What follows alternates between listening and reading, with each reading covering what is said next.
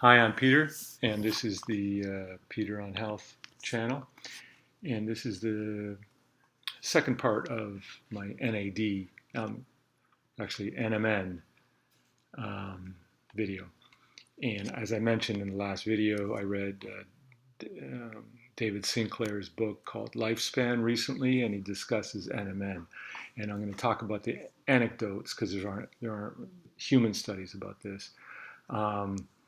Sinclair's anecdote, they test these molecules on mice, or the thing from white wine, and R, like they test a bunch of different things, and everything worked okay, extended, life for the old mice and all that.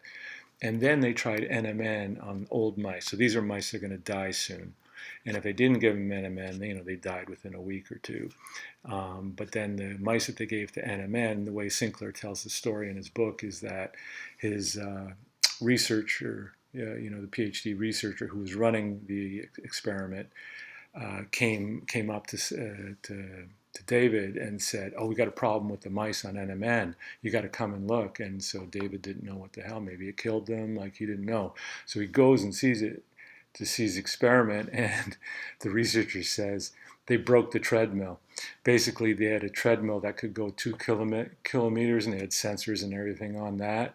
And these old mice, who without NMN were going to die soon, like ran 3 kilometers, and that for a mouse apparently is like 2 marathons or something like that for a person. It's just ridiculous that that these old mice were doing this.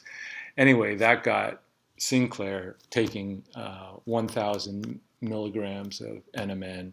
Then his father did it, and his everybody on his floor in Harvard, in his building did it, and everybody in his building started doing it. And even the funny thing he tells in the latter part of his book is that he does research for extending human life, and some people think that's not very ethical.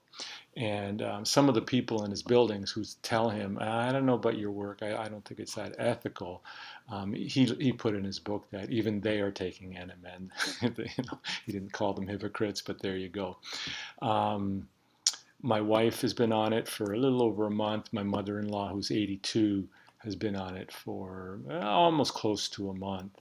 And my wife has had two complaints. I've known her for 20 years, and two health complaints, and one of them is easing right now, and also her desire to exercise has ramped up. I don't know if it's the NMN, but who cares if it's not the NMN? If it's a placebo, who cares?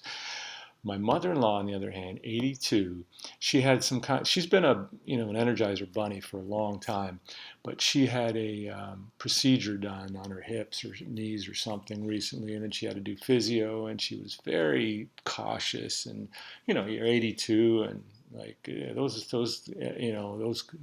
procedures can be really risky, and so she was not not the energy bunny I've known her for 20 years. And yesterday it was hot. It was like 2 o'clock. It's 85 degrees. And she just had an itch to go hiking. She was always a hiker before like these procedures. So she just was going to get in her car and go hike somewhere. And so she left. And then I called her, said, "I'll go with you." And I went with her.